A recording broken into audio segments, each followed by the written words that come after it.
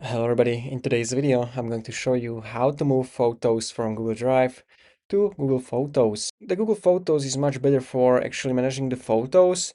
It does some automatic albums, face grouping, slideshows, which Drive doesn't. That means a lot of people want their photos in the Google Photos, so I'm going to show you how you can move those images today. So now the first step is we want to open Google Photos, and before adding some photos we want to click on this settings icon, and here you can choose if you want to keep the original quality of the moved photos from Drive, or you can use this storage saver. So this one is probably not your option, but in case if you are moving a really large amount of pictures and the quality doesn't matter for you, you can use this to save some space, but it will slightly reduce the quality of the images, obviously. So you can go with this original quality, and after that click on this plus icon, click on Google Drive from the drop down, and this will basically open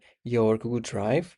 So here you can see firstly the recent photos. So you can go to my drive, and if you have maybe some folder with photos, you can just select the folder photos.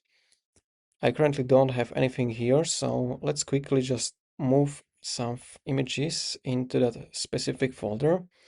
So I'm gonna move it to the photos folder.